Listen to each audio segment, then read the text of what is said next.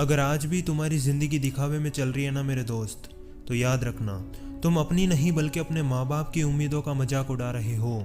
और किसी ने क्या खूब कहा है कि दिखावे में रह जाएगी ये जिंदगी, अपनी परिस्थितियों को छुपाने से कुछ नहीं होता।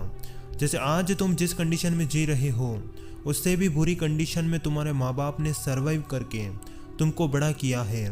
और इससे भी गहरा कड़वा सच, जैसे क्या पता आपके माँ बाप पहले जिस कंडीशन में जीकर आए थे अभी भी वो वैसी ही कंडीशन में जी रहे हो, और तुम अपनी ज़िंदगी दिखावे की इस दुनिया में लगा रहे हो। जबकि सच्चाई तो ये है कि आपके माँ बाप अपनी परिस्थितियों को बदलते हुए देखना चाहते हैं, आपको एक काबिल इंसान देखना चाहते हैं, और वो ये चाहते हैं कि जिस चीज़ को हम ना खरीद सकें हमारा बेटा या बेटी उसको खरीदेगा। लेकिन तुम क्या कर रहे हो मेरे दोस्त? वास्तविक दुनिया में तुम अपना कीमती समय यहाँ वहाँ बर्बाद कर रहे हो। दिखावे की इस दुनिया में तुम उस माया जाल में फंस रहे हो। तुम ये सोचकर इस जिंदगी को काट रहे हो कि कल जिंदा रहे या नहीं क्या पता, जबकि तुम्हें यह सोचना चाहिए कि यदि मेरे थोड़े से प्रयास से किसी काम को करने से यदि मेरी परिस्थितियाँ सुधर सकती हैं तो मैं अपने काम को करने के लिए तैयार हूँ। और याद रखना मेरे दोस्त, हर खानदान में एक ऐसा इंसान होता है जो अपने परिवार की परिस्थितियों को बदलकर जिंदगी को एक नए मोड़ की ओर ले जाता है। और यकीन मानो आपके परिवार की उम्मीद और विश्वास सिर्फ आप पर ही है, क्योंकि उस खानदान में आप जैसा कोई और नहीं हो सकता। वास्तव में आपका जन्म कुछ महान काम करने के लिए ही हुआ है।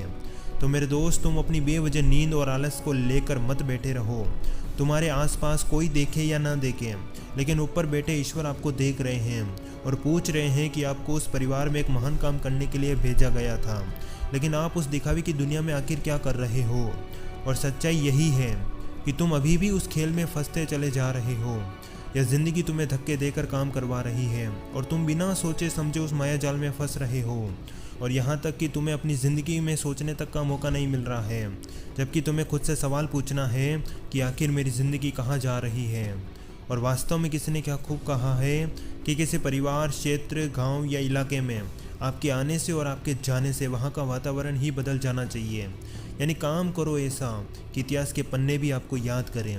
और कोई भी काम छोटा बड़ा नहीं होता, बस उस काम को करने वाला खिलाड़ी होना चाहिए। और असल में मैंने देखा है उन लोगों को जो ये कहते हैं कि मैं मेहनत तो करता हूँ लेकिन सफलता नहीं मिलती, जबकि मैं कहता हूँ कि तू थोड़ा और आगे तो चल। यदि तेरे थोड़े से प्रयास से यदि तेरी मंजिल मिल जाती है तो ये लाइन तुझे हमेशा याद रहेगी कि वास्तव में सफल लोगों की मंजिल सिर्फ एक कदम ही दूर होती है। जब हम हार स्वीकार करने जा रहे होते हैं तब कामयाबी हमारे पास ही खड़ी होती है। और ज़रा तुम भी मन में ये सोचो कि यदि आज तुम्हारे थोड़े से एक्शन से यदि तुम्हारी परिस्थितियां बदल सकती हैं तो तुम अभी से अपने काम में मेहनत करना स्टार्ट कर दो और इस दिखावे की दुनिया में मत फंसो। और अगर आज की जनरेशन की मैं कड़वी सच्चाई बताऊं तो ऐसी जनरेशन को अकेले रहना ज़्यादा पसंद है, जबकि उन्हें ये नहीं पता है कि उनके दादा या परदादा जी ने उन रिश्तों को कैसे बनाया है और उनको किस तरीके से संभाल कर रखा है। ये उनके बेटे यानी आपके पिताजी से पूछ लेना। लेकिन आज की जनरेशन उन रिश्तों को तोड़ने पर उतरी है। वो किसी से कोई मतलब नहीं रखना चाहती है, वो अपने घमंड, अपने अभिमान पर अकेला रहना चाहती है। दिखावे की इस दुनिया में और गहराई में फंसते चली जा रही है। और सच्चाई यही है कि आज की जनरेशन को अकेला रहना ज़्यादा पसंद है। दिखावे के कपड़े पहनना, दोस्तों के साथ फालतू घूमना, अपना समय यहाँ वहाँ बर्बाद करना, पूरे दिन मोबाइल में रील शॉर्ट्स देखना, जबकि उन्हें ये नहीं पता है कि ये दुनिया बाद में काम आएगी, पहले आपका परिवार और वो रिश्ते काम आएंगे जो आपके दादा या परदादा जी ने बनाए रखे हैं। और ज़रा तुम भी मन में ये सोचो कि कभी तुम अपने घर से कहीं बाजार निकलते हो और कहीं बीच रास्ते में कोई इंसान कहे कि आप तो उनके पोते या लड़के हो, तो आपको कितना गर्व महसूस होगा। और ये ऐसे ही नहीं होता है, इसके पीछे की सच्चाई ये है कि आपके दादा या पिताजी ने वो इज्जत, वो सम्मान उस बाजार में लोगों से व्यवहार रखकर अपने काम में माहिर बनकर कमाया है। और ज़रा इसी उदाहरण को आप पर लागू करके देखो कि आज से ठीक 20 या 30 साल बाद वो लोग आपको कैसे याद रखेंगे। अगर मैं सच बताऊं तो उस वक्त कोई भी आपका सम्मान नहीं करेगा, क्योंकि आप उस दिखावे के चक्कर में वो सम्मान खो बैठोगे। उस वक्त आपका वो अकेलापन, वो दिखावे की ज़िंदगी कोई काम नहीं आएगी। उन 20-30 सालों में आप लोगों के यहाँ आना जाना ही छोड़ दोगे, लोगों से बात करना ही छोड़ दोगे, अपने किसी काम में बेहतर बनना ही छोड़ दोगे।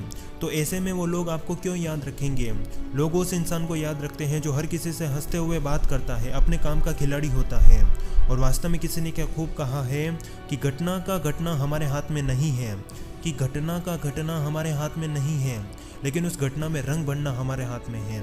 यानी जो होने वाला है उसे हम नहीं टाल सकते, लेकिन उस घटना को खुशी खुशी विदा करना हमारे हाथ में है। यानी आपकी तकदीर में क्या लिखा है क्या नहीं वो पहले से तय है, लेकिन यदि आप अपने काम को करके अपने सफ़र को आसान बना देते हो तो आपका सफ़र बहुत ही खूबसूरत होगा। और वास्तव में किस्मत बदलने वालों को ही इतिहास याद रखता है।